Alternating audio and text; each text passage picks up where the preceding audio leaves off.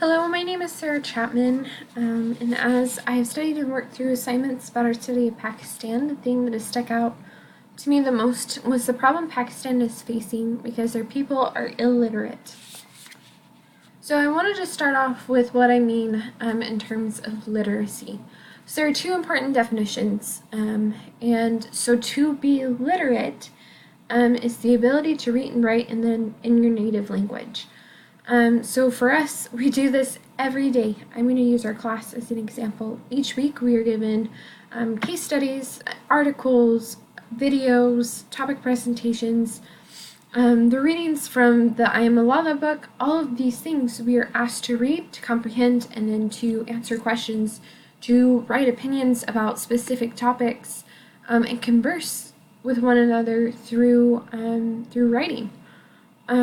But when you're illiterate, you don't have that ability. You don't have the ability to read or write, to comprehend those writings, or to be fluent in reading and writing.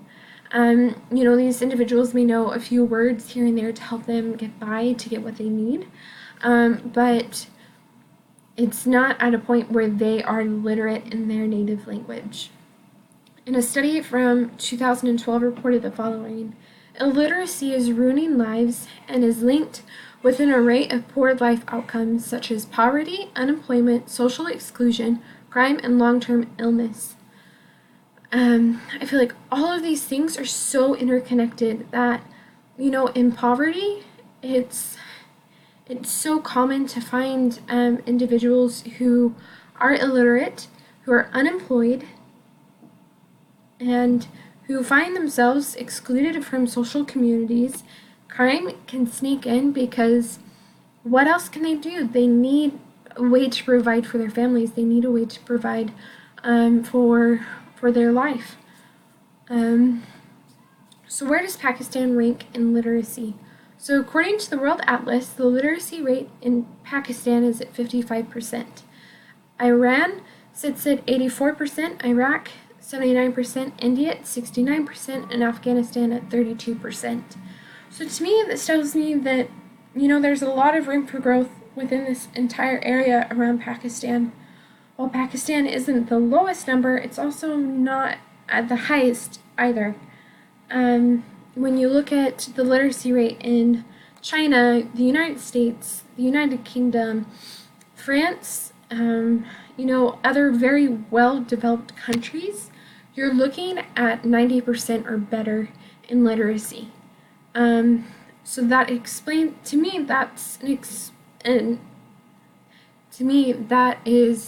there's a correlation between well-developed nations and underdeveloped nations when it comes to literacy, because it is such a vital importance for people. So let's look at how culture affects literacy. Pakistan is a country that is 96% Muslim.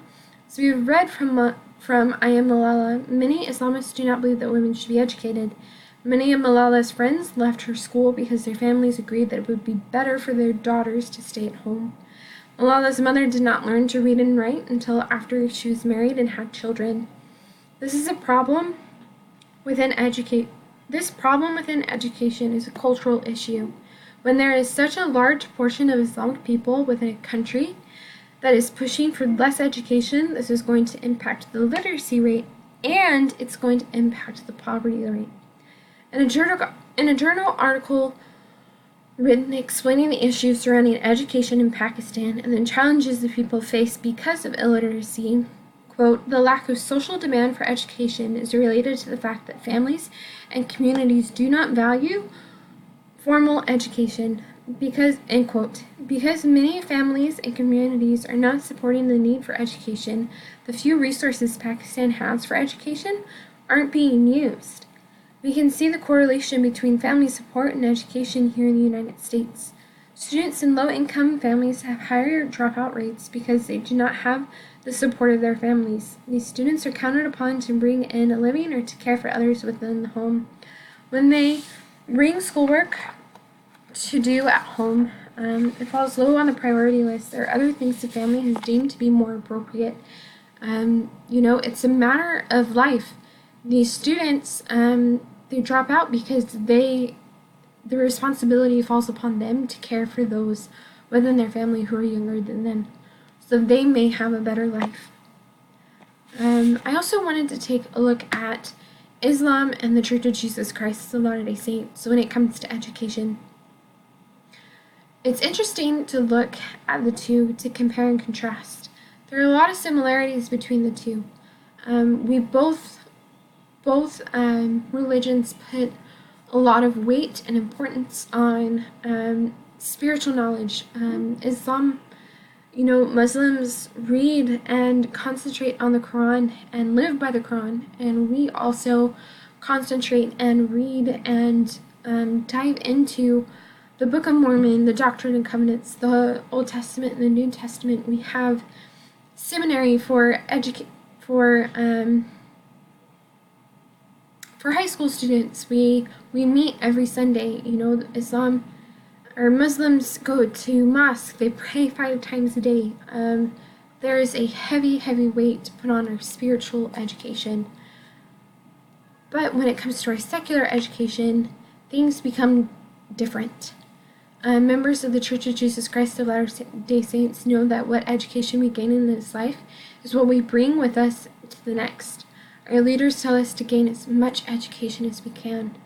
Yet looking at some of the leaders today in Islam, there seems to be a difference from our church. So lastly, is there a way to increase the literacy rate in Pakistan? It all starts with, we have to build a culture of reading and writing. We have to build a culture of literacy. In a journal I mentioned earlier, they explained that there would have to be more support from the government, which means that the government would have to allocate more money into its education funds. However, I think there are two bigger things that have to happen. And the first one is that there has to be better training for the teachers that are within the profession now, who are teaching younger generations literacy. They have to have better training, and I think that there has to be a bigger push for others to seek higher education so that they can be trained properly on how to teach reading, writing, mathematics, science, and other subjects. But I think the biggest hurdle of them all will be the change of the culture of education within Pakistan. There has to be support all around for education to succeed. Each child needs to know that their family supports them and that their community supports them. And I wanted to end with this quote. This is actually one of my favorite TED Talks. And Ruta says, "Every child deserves a champion, an adult who will never give up on them, who understands the power of connection and insists that they become the best that they can possibly be." Thanks for listening.